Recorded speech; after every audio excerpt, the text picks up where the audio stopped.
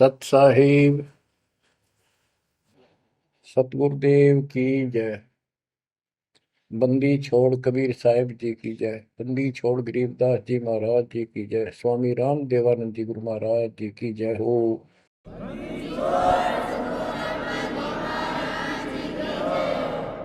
सर्व संतों की जय, सर्व भक्तों की जय, धर्मी पुरुषों की जय। श्री काशी धाम की जय, श्री सुडानी धाम की जय, श्री क्रोथा धाम की जय, श्री बरवाड़ा धाम की जय। सत साहिब गरीब नमो नमो सत पुरुष को, नमस्कार गुरु की नहीं। सुर नर मुनिगण साधुआ, संतों सर्वस दीन। सतगुरु साहिब संत सब, दंडवतम प्रणाम। आगे पीछे मध्य हुए, किनको पूर्व। कबीर सतगुरु के उपदेश का, सुनिया एक विचार। जय सतगुरु मिलते नहीं, जाते नरक द्वार। नरक द्वार में दूत सब, करते खेचा तान। उनसे कभू नहीं छूटता, फिरता चारों खाने। कबीर चार खानी में भरमता, कबहू न लगता पार। सो फेरा सब मिट गया, मेरे सतगुरु के उपकार। जय जय सतगुरु मेरे की, जय जय सतगुरु मेरे की। सदा साहिबी सुख से वसियो, अमरपुरी के डेरे की। जय जय सतगुरु मेरे की, जय जय सतगुरु मेरे की। सदा साहिबी सुख से वसियो, सतलोक के डेरे। बच्चों, उस सतलोक की याद आती है, और जिस कारण से ये वाणी याद आती है तो शुक्र मनाया जाता है। आत्मा शुक्र मनाती है कि तुम तो सुख से जीवो, हमने तो कर्म फोड़ लिए। हम तो अपने कर्म भोग रहे हैं, तुम लक्की थे, समझदार थे, इस दुष्ट के बातों में नहीं आए।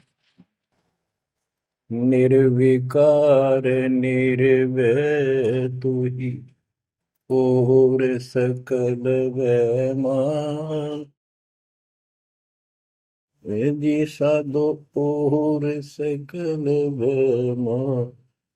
सब पर तेरी साहिबी, सब पर तेरी साहिबी। तुझ पर साहिब नाम, निर्विकार निर्भय।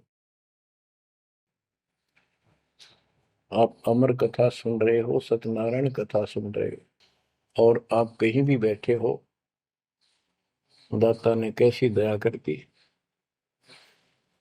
चलते फिरते बैठकर परमात्मा का गुणगान सुनो। बच्चों, ये सत्संग जो है, ये आध्यात्मिक पढ़ाई है, ये आध्यात्मिक शिक्षा है। इसको समझने के लिए भी काफी समय की आवश्यकता है। जैसे बच्चे स्कूल जाते हैं, यानी 15-16 वर्ष तक तो वो टोटली फ्री होते हैं। अपनी पढ़ाई करो, ट्यूशन लगवाओ, क्लास में पढ़ो। तो ऐसे करते करते वो विद्वान बन जाते हैं, डॉक्टर बन जाते हैं, इंजीनियर बन जाते हैं, और बड़ी बड़ी शिक्षाएं प्राप्त कर लेते हैं। इसी प्रकार आपको ये आध्यात्मिक लेक्चर अटेंड करते रहना चाहिए। संसारिक काम भी करो, शिक्षा ग्रहण भी करो, लेकिन ये शिक्षा साथ जरूर ग्रहण करो। इसके बिना सब व्यर्थ है।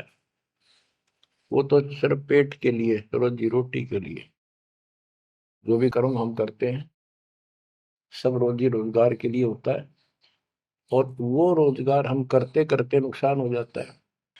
सब कुछ करते करते हानि हो जाती है, कोई लाभ नहीं मिलता। इधर कमाते हैं, उधर रोग हो जाता है, यहाँ से कमाया उधर खत्म हो गया।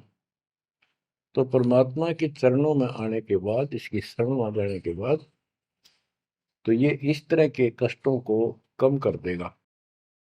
परमात्मा की महिमा भी ना सुने, भक्ति ना करें, और काम में ज्यादा ध्यान दें, कभी नुकसान ना हो जाए।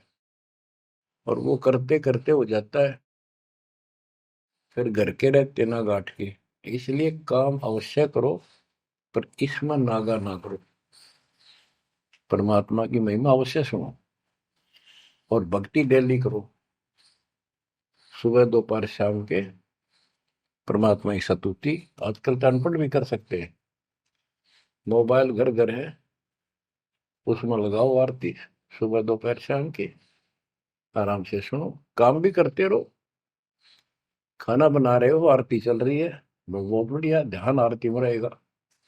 जैसे ड्राइवर गाड़ी चलाते हैं, ड्राइविंग तो बहुत सावधानी का काम होता है, लेकिन उसमें बातें करते रहते हैं, वो चलाता भी रहता है। इसी प्रकार इस समय का ऐसे सदुपयोग करो, श्रवण भी करो, गाड़ी भी चलाओ, तो आरती भी लगा लो, उसके अंदर चलते रहो, सुनते रहो। तो परमात्मा ने आपके ऊपर रजा करने में कसर नहीं छोड़ रखी। और अब आप भी चौकस हो जाओ, सतर्क हो जाओ, समर्पित और दृढ़ हो जाओ। बच्चों, अपने को अपने घर का ज्ञान हुआ, अभी तक तो हमारे को अध्यात्म का सिर पैर भी ज्ञान नहीं था। और जब तक बच्चों हमें विश्वास नहीं होता कि परमात्मा कौन है, इसका प्रमाण कहाँ है, कहाँ प्रूफ है, और हमारी आत्मा इस बात को नहीं स्वीकार कर लेती क्या सचमुच यही सत्य है, तब तक हम भक्ति भी करते रहते हैं और आत्मा अस्थिर रहती है, मन अस्थिर रहता है। कोई भी कोई साधना बताता है, हम उसी को करने के लिए तत्पर हो जाते हैं। वो पहले वाली तो छोड़ते नहीं, और भी शुरू कर देते, क्योंकि हमें चाह है परम पिता की। हमें इस बात का एहसास है कि एक शक्ति है जो हमारे दुखों का निवारण करती है, किस्मत से भी अलग देती है। किस्मत में दुख आया, प्रारब्ध में कष्ट हुआ, तो हम उसके निवारण के लिए किधर झाड़ फूक वालों के पास, कहीं हाथ दिखाने गए, कहीं पहाड़ों पर किसी ने बताया वहां गए, व्रत रखने को कहा वो रखा। हमने हर तरह से कोशिश की कि कोई सुख प्राप्त हो, ज्यादा धन प्राप्त हो, लेकिन ऐसा कुछ नहीं हुआ। वैसे कभी इत्तेफाक से कोई दाव लग गया, कोई हटकर कोई ऐसा लाभ होता दिखा हो गया, वो होना तो था कर्म का, प्रारब्ध में आ गया कोई, और वो सूत बैठ गया, और हम और दृढ़ हो गए उन्हीं पूजाओं पर, उन गलत साधनाओं पर जो गीता में मना कर रखा है। दास अपनी बताता है, ये आपके साथ भी अवश्य हुई है, आपको अब एहसास होगा। जैसे दास बचपन से रामकृष्ण और विशेषकर विष्णु जी का, कृष्ण जी का विशेष भक्त रहा है, इसके साथ हनुमान जी के प्रति भी लगन में, तड़प में, चाह में कोई कमी नहीं थी। इस कारण से मंगलवार का व्रत रखना, किसी ने बता दिया कि जिला राजस्थान में सालासर एक स्थान है जहां पर हनुमान जी का बहुत प्रसिद्ध मंदिर है और वहां जाने से सारे सुख हो जाते हैं। तो दास सिरसा सर्विस करता था। हरियाणा का एक शहर है, पंजाब से सटा हुआ डिस्ट्रिक्ट है। वहां से पता चला तो दास बैठ के ट्रेन में सालासर पहुंचा। शुरू उतरा वहां से अन्य साधनों से। वहां एक छोटा सा गांव सालासर, वहां एक छोटा सा मंदिर और उसमें एक पत्थर की मूर्ति। उसकी शक्ल भी ठीक सी कोई ना, हनुमान का वो आइडिया लगाया जाता। उस समय यह सन 1978 की बात है। ऐसा कोई वहां पर ज्यादा भीड़ नहीं होती थी। हम सुबह आराम से दर्शन कर लेते थे। हद से हद 500-400 आदमी जाते थे। फिर देखते देखते 10 साल में वहां पर टेढ़ी मेढ़ी लाइन बनने लगी। यानी 4-4 घंटे में नंबर आने लग गया। और उस दौरान जैसे भी कोई राहत मिली, जैसे सर्विस लगी, पढ़ते थे, पास होते चले गए, हनुमान जी और श्री कृष्ण की जय जयकार। और जैसे हम पढ़ते थे, पास होते चले गए। तो ये श्रेय अपने इन इष्ट देवों को मानते थे जो एक से अनेक थे। श्री विष्णु भगवान, कृष्ण जी, श्री राम जी और हनुमान जी, शंकर भगवान जी। यानी शंकर भगवान जी कोई पीछे नहीं रखते थे। और ये बता रखा था अगर माँ की भक्ति नहीं करनी, इसको विशेष ध्यान नहीं देते थे इसके ऊपर। फिर भी पास हुए, सर्विस लगी, पुत्र प्राप्त हुआ। फिर पुत्री संतान होती चली गई। और इतनी खुशी हुई कि सारा कुछ हनुमान जी ने, श्री कृष्ण जी ने, विष्णु जी ने कर दिया। और ये देख रहा है दास के जो कबीर नास्तिक है उनके भी ये सुख हो रहे थे। तो बात ये है, अब पता चला कि ये साधना वो सुख देने की थी नहीं जो हम इनके सिर कर रहे थे। यकीन से होगा इनको श्रेय दे रहे थे। तो बच्चों, कबीर पीछे लग गया जाऊं था मैं लोक वेद के साथ, मार्ग में सतगुरु मिले, दीपक ले दिया हाथ। इस भक्ति के सफर में हम लोक वेद के आधार से इधर उधर भटक रहे थे, सही मार्ग मिला नहीं था और कभी भी मंजिल प्राप्त नहीं कर सकते थे। ठीक है, हमारी तड़प थी तो भगवान भी मिले। जैसे वेदों में प्रमाण है, ऋग्वेद मंडल नंबर 9, सूक्त चमन, मंत्र 3 में कि परमात्मा सबसे ऊपर के लोक में बैठा है। फिर ऋग्वेद मंडल नंबर 9, सूक्त 82, 1, 2, 3 में, ऋग्वेद मंडल नंबर 9, सूक्त 86 के 26-27 में। तो ये बताते हैं कि परमात्मा अच्छी आत्माओं को मिलता है, वहां से गति करके नीचे आता है, उनके संकट दूर करता है, उनको सच्ची राह दिखाता है अपने मुख कमल से। ऋग्वेद मंडल नंबर 9, सूक्त 96 के 16 से 20 तक, ऋग्वेद मंडल नंबर 9, सूक्त 94 का मंत्र 2, 95 का मंत्र नंबर 1। इन सब में मिलाकर एक निष्कर्ष निकलता है कि परमात्मा ऊपर से गति करके आते हैं और यहाँ अच्छी आत्माओं को मिलते हैं। एक कविता, काव्यों यानी लोकोक्तियों, शब्दों, वाणियों, साखियों के माध्यम से अध्यात्म ज्ञान अपने मुख कमल से बोलकर सुनाते हैं। और वो एक कवि की तरह आचरण करते हुए वर्जम घूमते फिरते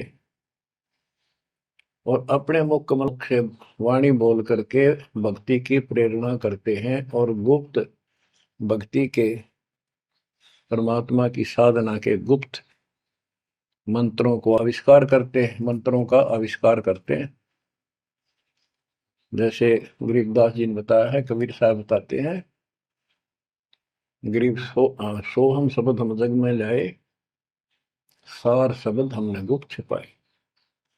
यानी सोहम शब्द किसी भी ग्रंथ शास्त्र में, जिनको हम शास्त्र मानते रहे हैं 600 साल पहले पहले, उनमें नहीं है। और सोहम नाम का प्रचलन बहुत पहले से चल रहा है, पर इन किताबों में नहीं था। क्योंकि कबीर साहब कहते हैं, हम बैरागी ब्रह्म पद सन्यासी महादेव, सो हम मंत्र जय शिव जी को करे हमारी से। उनको ज्ञान समझा सबको। ज्ञान इतना गजब का है, एक बार आत्मा जरूर पकड़ लेती है और नाम की भी इच्छा करती है, तो उस समय जब परमात्मा अपने ज्ञान सुना रहे होते हैं, काल निकल जाता है उस आत्मा से, और आत्मा ध्यान से सुनती है, सत्य मान लेती है। तो इन्होंने ब्रह्मा जी ने, विष्णु जी ने, शिव जी ने सबने नाम दे दिए। इनमें सॉफ्टवेयर लगा दिया परमात्मा ने। विष्णु जी में हरियम का, शिव जी में सोम का, ब्रह्मा में ओम का, और वही आज हमारे को लगा दिया। अब हम अपना काम इनसे डायरेक्ट ले रहे हैं। तो कहने का भाव ये है कि जिस समय परमात्मा अपना ज्ञान सुनाते हैं, काल भाग जाता है। परमात्मा के वहां से आते ही काल प्रवेश कर जाता है, उनकी बुद्धि को फेर देता है। इसी कारण से दोबारा इन्होंने परमात्मा की वाणी सुनी नहीं, विचार नहीं सुना, और ये धोखा खा गई। हमने भी बहुत बार धोखा खा लिया, सैकड़ों बार हम ये कष्ट उठा चुके और ये धोखा खा चुके हैं। तो अपने भगवान को छोड़कर इन बकवादा में बड़े रहे। मानुष जन्म पाएकर खोवे, सतगुरु विमुखा युग युग रोए। बच्चों, गिरीश सतगुर संगत छोड़कर लाख वर्ष जप कीन, इंद्रिय क्रम ना मोक्ष होए, अरे काल के आदि। जैसे आपको बार बार समझाया जाता है कि सतगुरु से विमुख होने के बाद हम आज से 600 वर्ष पहले परमात्मा से विमुख हुए थे। उसके बाद हम पता नहीं किन किन धर्मों में जन्मे, कभी भक्ति की कभी ना की। भक्ति करते थे और भक्ति ही नहीं थी, लेकिन मालिक फिर भी हमें उन प्रत्येक मानव शरीर में मिले हैं और सच्ची राह दिखाई है। हमने कुछ दिन की साधना अवश्य की है, फिर छोड़ दी, और जिसके कारण परमात्मा हमें चार्ज कर गए। उस चार्जिंग के कारण आज तक आपके हृदय में मालिक की चाह और भक्ति की तरफ बनी हुई थी, और मनुष्य जीवन मिलते रहे। क्योंकि हम 600 साल पहले गुरुद्रोही नहीं हुए थे, सतगुरु विमुख हो गए थे। सतगुरु विमुखा युग युग रोए, मानुष जन्म पाकर खोए। एक उदाहरण देता हूं। एक राबी नाम की लड़की, जिसको राबिया भी कहा, मुसलमान धर्म में जन्मी। वह पिछले सतयुग से मालिक के उनके साथ लगे थे, अपनी बेटी को, अपनी आत्मा के। गरीबदास जी ने बताया है कि कबीर साहब बताते हैं, दो दिन मेरी शरण है। यानी एक बार किसी युग में चाहे वो 10 दिन भी नाम ले ले, फिर छोड़ दिया वो, मालिक उसको अपने खाते में खींचता है। और फिर उसको धीरे धीरे धीरे धीरे, देखो अपने पिता को, देखो हमारे लिए कितना कष्ट उठा रहे हैं। उसको धीरे धीरे चार्ज करते रहते हैं, चार्ज करते रहते हैं, भक्ति की तरफ जन्म जन्मांतर बढ़ाते रहते हैं। उसी कर्म अनुसार, उसी क्रिया में वो लड़की आत्मा रैबी बनी हुई थी। एक लड़की मुसलमान घर में जन्म था, 12-13 साल की बेटी थी, भेड़ बकरियां चरा रही थी। और वो सारी सृष्टि के रचनहार हमारे पिता अपनी बेटी के लिए उस जंगल में पहुंच गए, घास फूस पर बैठ के जाकर बेटी के पास मुसलमान धर्म जिंदा का रूप बनाया। हमारे अंदर एक धर्म कर्म की ये भी एक समस्या है कि हम अपने धर्म वालों को महत्व देते हैं, दूसरों से नफरत करते हैं। ये काल की चाल है। इसलिए दाता सौ सब क्षेत्र में करूं अपने जन के काज, हिरण्यकशिपु जो मार दूं नरसिंह के साथ। अब्राहिम सुल्तान दम के बंदी बन के चले गए, एक नौकरानी बन के चले गए। क्या पड़ा था उनको? कोरडे खाए, नौकर बने, अपने बच्चे को नरक से निकालने के लिए कि तुम बालक को, बुद्धि छोटी है, बच्चे की बुद्धि इतना काम नहीं करती, इस ज्ञान से आपकी बुद्धि विकसित होगी, आप कुछ दिनों में संकेत समझने लग जाओ। अब जैसे रबी को मालिक ने समझाया, तो बच्चों, परमात्मा अपनी उस बेटी, उस आत्मा के, राबिया के पास जाकर बैठ के जंगल में गर्मी सर्दी घास फूस के ऊपर बैठ के और उसको समझाने लगे, बेटी भक्ति किया करो। तो बच्ची थी, जैसे उस धर्म के अंदर जन्मी थी, उसमें जो साधना बताते थे उसको कहती थी हम करते हैं, ऐसे करते हैं, नमाज करते हैं, ईद बकरीद मनाते हैं। तो परमात्मा ने उनको काफी समझा, कई दिन लगातार जाते रहे, ये चले जाते फिर आ जाते। अंत में लड़की ने स्वीकार कर लिया, भगवान मुझे वो सच्चा राह बता दो जिससे मोक्ष मिले। परमात्मा ने उनको मंत्र दिए, ये मंत्र दे दिए पांचों, लेकिन ये नहीं बताया ये किस किस के हैं, क्योंकि इसके बताने की जरूरत भी नहीं है। या तो चाबी है, किसी भी खजाने की है या कोई और सामान वाले की है, उस ताले के लाओ, खुल जाएगा और उसमें जो सामान है आपको मिल जाएगा। फिर भी याद होना आवश्यक है कि ये इसमें यूं सामान है, इसमें ये सामान है। तो लड़की ने कुछ दिन मालिक की साधना की, 4 वर्ष। उसके बाद समाज के दबाव में शानी होगी, उसने यहाँ तक फैसला कर लिया कि ये तो संस्कार बढ़ते चले जाते हैं, शादी ही नहीं कराऊंगी, विवाह नहीं कराऊंगी। उसने निकाह करने से मना कर दिया। माँ बाप ने कोशिश की, लड़की जवान होगी, लेकिन बिल्कुल स्पष्ट शब्दों में कह दिया, मैं विवाह नहीं करूंगी, मैं अल्लाह खुदा को प्राप्त करूंगी। माँ बाप परेशान हो गए कि बच्ची है, इसने तो जिद लगा ली, और इसका जीवन कैसे पार होगा, कैसे पास होगा, तो हो ही नहीं सकता। बच्चों ने कहा, बेटी या तो निकाह कर लेना, हम दोनों मरेंगे। लड़की ने सोचा, चल माता पिता की हत्या का क्यों सिर पर दोष लूं, आगे अपने पति से बात कर रहे हैं। निकाह हो गया। मुसलमानों के अंदर लड़की से अपनी राय पूछी जाती है विवाह के समय कि क्या आपको ये विवाह मंजूर है, निकाह कबूल है। लड़की यस कर देती है तो विवाह होता है, न तो नहीं होता। ये स्वतंत्रता बेटी को है। उसने यस कर दी, विवाह होगा। उनका पति बहुत बड़ा अधिकारी था, अफसर था, साहब था। मुसलमानों में एक से अधिक विवाह भी हो जाते हैं, सामान्य बात है। तो उसने यही विचार किया था कि तो शादी और कर लेगा, वहां दबाव बनाऊंगी, ना तो मर जाऊंगी और क्या इलाज है। तो उसने अपने पति से अपना उद्देश्य बता दिया, मैं भक्ति करना चाहती हूँ, मेरी कतई तमन्ना नहीं है कोई शादी और बच्चे पैदा करने की। यदि आप मेरे साथ जबरदस्ती करोगे तो मैं सुसाइड करूंगी। उनका पति भगवान से डरने वाला मुसलमान था, वास्तव मुसलमान था। उसने कहा, राबिया आपने निकाह कबूल क्यों किया, ये बता। उसने कहा कि मेरी मजबूरी थी, मेरे माता पिता मर जाते, मैं वो दोष नहीं लेना चाहती थी। उनका भी काम बन गया। कि आप बताओ आपका क्या इरादा है। मेरा फाइनल है, या तो मौत या अपनी भक्ति करूंगे। इतना दृढ़ विश्वास देखकर उसने कहा कि राबिया कोई बात नहीं, आप भक्ति करो, मैं अल्लाह के मार्ग में बात नहीं बन सकता।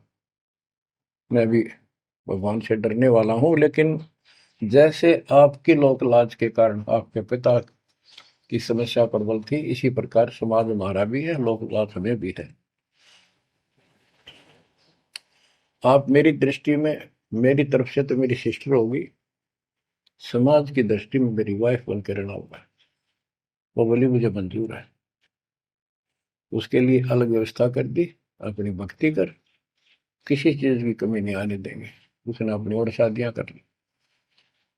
अब वो 50 साल की होगी, सब देखा कि ये तो बिल्कुल देवी का रूप है, पलक भी उठाकर नहीं देखती। ये पिछले संस्कार थे, वो बैटरी चार्ज थी, उसमें चाह थी, आगे बैटरी लगी नहीं है, धीरे धीरे नष्ट होगी। या रोड मारा काल मारी, ये बहुत बड़ा षड्यंत्र है। सतगुरु कबीर साहब ने इसको कोई खोल नहीं सकता, इसे बचा भी नहीं सकता। इसलिए सतगुरु की शरण नहीं छोड़नी चाहिए। उसने अपने पति, जो संसारिक दृष्टि के पति से कहा कि मैं हज करने जाना चाहती हूँ। उसने कहा अच्छी बात है, जाओ, और कोई व्यवस्था ऊंट घोड़े की करवा देता हूँ, उस पर आराम से बैठ कर जाइए। बोली नहीं, मैं पैदल जाऊंगी, क्योंकि ये आस्था हमारी भगवान के प्रति अहंकार में नहीं, ऐसे जावा तो और बढ़िया है, ये वो शुरू से धारणा है। उस समय साधन भी नहीं होते थे, ऊंट घोड़े होते थे, रेगिस्तान में ऊंट ही चलते थे। वो बोली नहीं, मैं पैदल जाऊंगी। राबिया पैदल जा रही थी, रास्ते में कुआं था, उसको बाल्टी और रस्सा नहीं था। एक कुतिया वहां पर बहुत बुरी तरह रो रही थी, कभी कुएं की तरफ जा रही थी, राबिया के चरणों की तरफ आ रही थी। वो समझ गई कि प्यासी है, और साथ में बच्चा है, मरेगी की, बच्चे भी मरेंगे। आओ देखा ना ताओ देखा, दया बिना दरवेश कसाई। वो दरवेश थी, संत थी, दयालु थी, असली मुसलमान थी।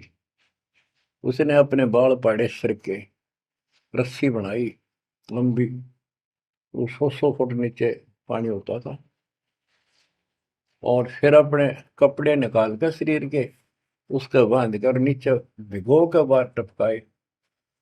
निचौड़े एक मटके के टूटे हुए पात्र में कुतिया ने जी भर का पानी पिया,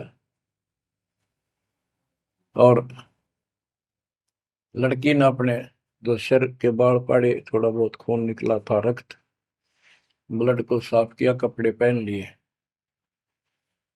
मक्का के लिए चलने लगी। वो मंदिर उठ के मक्का कुएं के साथ आकर खड़ा हो गया। लड़की ने तो जाना ही मक्का में था, एकदम प्रवेश कर गई। उधर इब्राहिम सुल्तान अदम की पहले बॉडी में वो आत्मा गई हुई थी, क्योंकि परमात्मा उनको भी प्रेरित करते हुए आ रहे थे। जो इब्राहिम सुल्तान अदम बाद में सम्मान बना, तो जिनको ये ज्ञान हो जाता था, वो अपने धार्मिक मेलों में जरूर जाते थे औरों को समझाने के लिए। तो इब्राहिम सुल्तान अदम गाड़ी आत्मा वहां गई हुई थी, लोगों में चर्चा हुई, भी मक्का गया कहाँ, हद होगी, मंदिर ही नहीं है यहाँ पर। तब इब्राहिम सुल्तान अदम कहता है, गरीबदास जी बताते हैं, सुल्तान अदम मक्के गया, मक्का नहीं मकान, गया रांड के लेन को यूं कह अदम सुल्तान। लोग बोले रे क्या बोल रहा था, फिर इतने में वो मक्का वापस आ जाता है, और उसमें से राबिया निकली। राबिया देखी, लोग भाग कर प्रवेश किया, देखा तो एक राबिया ने, एक लड़की, उसने अपना परिचय दिया। पूरे मुसलमान समाज में ये बात फैल गई, चर्चा का विषय बना कि भक्ति हो तो राबी जैसी, भक्ति हो तो राबी जैसी, जिसके लिए मक्का उड़कर चला गया जहाज के समान, एयरप्लेन के समान। तो वह हज के लिए गए हुए व्यक्ति इब्राहिम सुल्तान से बोले, अरे भले आदमी, तो एक देवी को क्या कह रहा था, गया रांड के लेने को, नु कह तुम सुल्तान, एक नकमी आत्मा को यो मक्का लेने गया है। तेरा तो भाई दिमाग खराब हो गया, इसी देवी के बारे में ऐसे शब्द बोले, तुझे पाप लगेगा, दोजख में जाएगा। तब उसने उनको बताया, ये कभी आत्मा इसके लिए आए थे, इसको वहां मिले थे ऐसे ऐसे, और इसने वो सत भक्ति छोड़ दी, क्योंकि परमात्मा साधु रूप में कहीं प्रकट हो जाते हैं, ये उनका एक नियम है, अच्छी आत्माओं को मिलते रहते हैं। तो उस इब्राहिम सुल्तान वाली आत्मा को बताया था कि ऐसे एक राबी नाम की बेटी है, उसको भी मैंने ज्ञान दिया, पर नालायक ने वह भक्ति छोड़ दी दुख पाव में। तो उसने बताया कि इसको सत भक्ति मिली थी, डरे डोना ही है यार, उस पिछली साधना के कारण ये सब कुछ हो रहा है। परंतु उन लोगों के अबन में कहाँ समाने वाली थी यह बात, दो अक्षरों में। उस जीवन को पूरा करके वो लड़की, वो आत्मा अगले जन्म में एक बांसुरी नाम की लड़की बनी, जन्म हुआ। धार्मिक शब्द सुनाया करती थी, बड़ी परमल की प्रेरणा थी, उसमें भी अनमैरिड रही वो। और यहां तक विचार कर लिया कि ये सुना है मक्के में जो मरता है वो सीधा जन्नत में जाता है, स्वर्ग में। तो इससे बड़ी अवसर कहाँ मिलेगा अगर दोस्ता होगी। मक्के में अपनी गर्दन काट दी और चढ़ा दी, सब जगह ये चर्चा होगी भाई, बांसुरी तो जन्नत में जाएगी, सीधे दरवाजे खुले हैं। अब बताओ, वो तो लोकवेद था, तत्व ज्ञान क्या कहते। उसके बाद वो लड़की अगले जन्म में फिर लड़की रूप में जन्मी, युवा होकर वैश्या का जीवन दिया, सारा जीवन गंदे कर्म करो, एक भी अच्छी सोच नहीं थी। छोड़ दिए कर्म काल में, मानुष जन्म पाकर खोए, सतगुर विमुखा युग युग रो। वो फिर मर गई उस गंदे जीवन को भोग, पाप इकट्ठे करके ढेर लाग।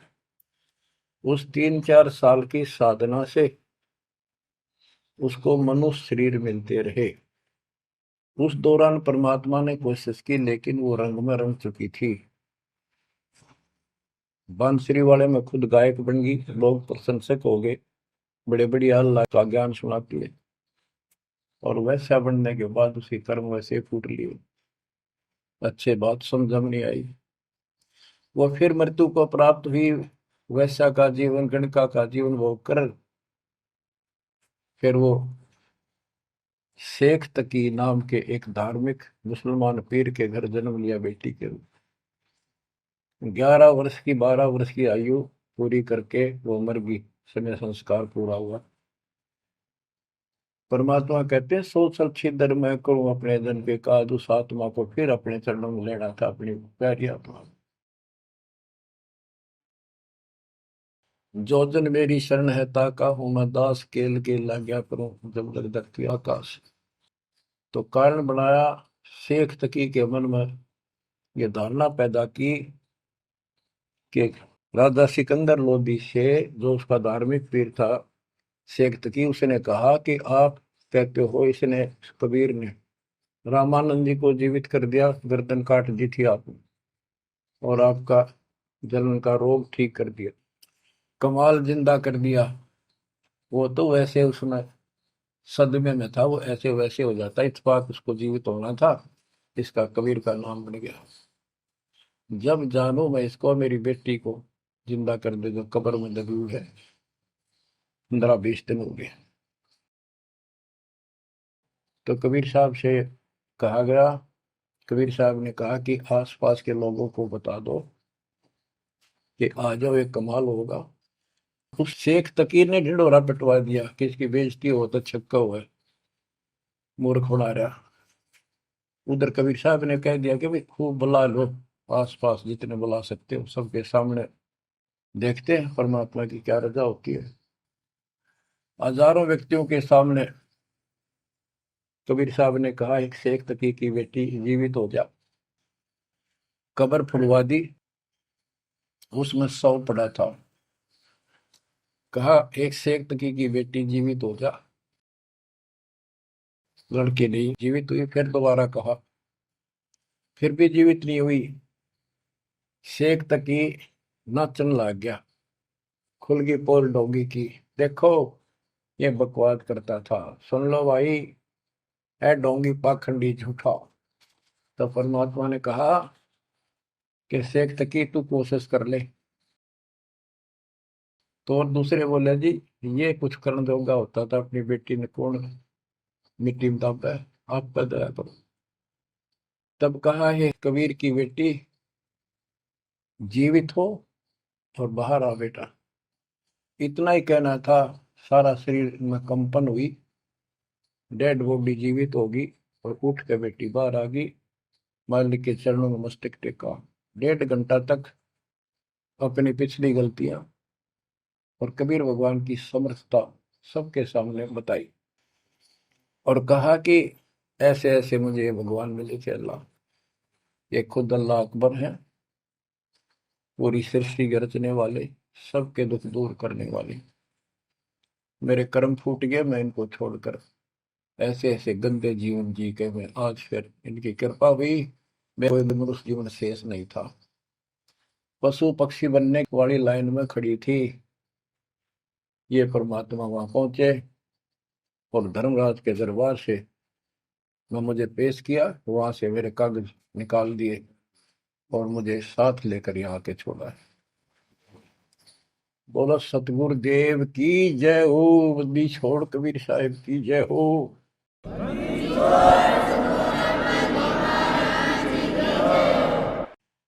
तो उसने कहा बेटी जा अपने पिता के साथ। कबीर साहब ने कहा शेख तकी के साथ। वह बेटी बोली मुझे अपना पिता मिल गया, अपना मालिक मिल गया। इस कर मेरा संस्कार इतना ही था। आप मेरे पिता हो, सारी सृष्टि के मालिक हो, मैं तो आपके साथ रहूं। अपने गुरु के मैं संग संग होली, अपने गुरु के मैं संग संग होली। सखेरे मोहे नेकन आई लाज, आज मोहे गुरु दर से दिखाए। बच्चों यह बात तो बनेगी ऐसे ही। पानी कहते, देसी कहावत है, पानी तो झील में नीचे के स्थान पर आके ही टिकेगा।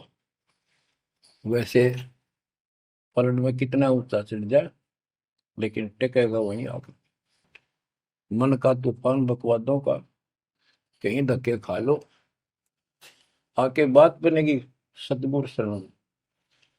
तो कहते हैं गरीबदास जी का है, गिरिव सतगुरु संगत छोड़कर लाख वर्ष जब की, इंद्रिय कर्म ना मोक्ष हो, रहे काल के आखी। सतगुरु पूर्ण संत की संगत छोड़कर चाहे लाख वर्ष तक ये जप करते रहियो, चाहे ये जाप करते रहना, इसका कोई यूज नहीं होगा, क्योंकि कनेक्शन कट चुका होगा, मर्यादा भंग होगी। गुरु बिन माला फेरते, गुरु बिन देते दान, गुरु बिन दोनों निष्फल है, वो व्यर्थ जाएंगे। बच्चों परमात्मा हमारे लिए भटक रहे हैं। इन पिछली गलतियों से सबक लो, इनको फिर से ना दोहराना। जैसे आपको बताया है कि कबीर भगवान है, ये सारी सृष्टि के रचने वाले हैं, ये हमारे पिता, हमारे जनक है, हमारे कष्टों को दूर करने वाले संकट मोचन यही है। लेकिन हम इनको छोड़कर अन्य उपासना करते रहे हैं। जैसे गीता अध्याय 16 श्लोक 23 और 24 में स्पष्ट कर दिया है कि शास्त्र विधि को त्याग कर जो अपनी मर्जी से, इच्छा से मनमाना आचरण करते, मनमानी साधनाएं करते हैं जो शास्त्रों में प्रमाणित नहीं है, उनको न तो कोई सुख हो, न कोई सिद्धि प्राप्त हो, कार्य सिद्ध हो जिससे, और न उनकी गति यानी मोक्ष हो। तो भक्ति करते इसी के लिए है। ये तीनों नहीं हुए तो उस भक्ति का फायदा क्या, गड़े ढोने वाली बात। तो बच्चों आपको बताया, सभी वेदों और ग्रंथों से सिद्ध कर दिया कि कबीर भगवान है। वेदों को तो पूरा विश्व मानता है और हिंदू समाज तो इस पे कुर्बान है। उसके बाद दूसरा नंबर गीता, वेदों से भी प्रथम आ चुकी है वर्तमान में, क्योंकि इसमें ज्ञान बिल्कुल संक्षिप्त में और बहुत तीर्थाई सीरीज में। तो इसलिए इनमें सबसे आपको प्रमाणित कर दिया कि कौन सी भक्ति करनी है, कौन सी ना करनी है। गीता अध्याय श्लोक 23 में तो 16 के 23 में तो बता ही दिया कि शास्त्र विधि को त्याग कर मैं अनाचरण करते हैं, उनको कोई यूज नहीं। 24 में कहा कि इससे तेरे लिए अर्जुन शास्त्र ही प्रमाण है, कर्तव्य जो साधना करने योग्य है और अकर्तव्य जो ना करने वाली है, इन्हीं के आधार से करो। गीता अध्याय 9 श्लोक 25 में कहा कि भूत पूजने वाले भूतों को प्राप्त होंगे, पितर पूजने वाले पितरों को प्राप्त होंगे, देवताओं की भक्ति करने वाले देवताओं को प्राप्त होंगे, और मेरी भक्ति करने वाला मुझे प्राप्त होगा। अपनी साधना का पूरी गीता में 8वें अध्याय के 13वें श्लोक में एक मंत्र बताया है, ओम इति एक अक्षरम, ओम इति एक अक्षरम व्यवहारण माम मम ब्रह्म अनुसमरण। ओम इति एक अक्षरम मम मम ब्रह्म यह प्रयाति तजन देव से याति परमात्मा। मुझ ब्रह्म का केवल एक ही मंत्र है जिसका जाप करना अंतिम सांस तक जो इसकी साधना करता है वो मेरे से इस ओम से प्राप्त होने वाली गति को प्राप्त होता है। वो गति कौन सी है, इसके लिए आपको, क्योंकि ये एक लेक्चर है, पीरियड है जो दास आपको दे रहा है, और इसमें टीचर पहले दिन से लेकर 1 साल तक यह पढ़ावा है, तब जा करके बच्चों के दिल में स्वभावत है 100 बार पढ़ा ले तो भी पढ़नी पड़ती है, तभी उसके ऊपर विश्वास उतर जाता है, वो हृदय में जम जाती है। श्री देवी भागवत के 6ठे स्कंद में हिमालय राजा को वो देवी का परम भगत था, कुछ बातें नहीं हो रही थी, तो उसने कहा मुझे मोक्ष दो। धन तो बहुत दे दिया आपने, तो उसने कहा मोक्ष, ये झूठ बोले ने ज्ञान तो है नहीं, और उस भक्ति का ज्ञान इनको, क्योंकि उन्हें वो खत्म कर दिया जो मूल ज्ञान था, सूक्ष्म वेद का वो पार्ट हिस्सा। तो इसने कहा कि ओम का जाप कर। राजा हिमालय से श्री देवी ने कहा, दुर्गा ने, ओम का जाप कर और सब बात छोड़ दे, वो ब्रह्म दिव्य आकाश रूपी ब्रह्म लोक में रहता, उस ब्रह्म को प्राप्त हो जाओगे, तुम्हारा कल्याण हो। गीता अध्याय 8 श्लोक 16 में बताया है कि ब्रह्म लोक में गए वे भी सब पुनरावृत्ति में है। गीता चारों वेदों का सारांश है, ये वेद है, जितना इसमें वेदों वाला ज्ञान है वो सत्य है, कुछ काल ने अपना मिलावटी किया है, वो अलग दिखाई देता है, वो केवल युद्ध कराने के लिए अटकलबाजी इसने की है, और बीच में अपना तड़का भी लगाया है, वो साफ निर्णय हो गया, क्योंकि सूक्ष्म वेद सब कुछ है, उससे सभी छट गया अलग अलग से, ये गलत है ये ठीक है।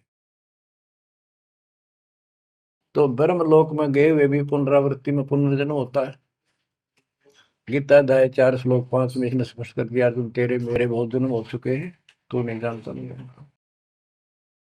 गीता अध्याय 2 श्लोक 12 में यही 10 के 2 में बताया कि मेरी उत्पत्ति तो हुई है, लेकिन ये ऋषि देवता नहीं जानते, क्योंकि ये मेरे से उत्पन्न हुए।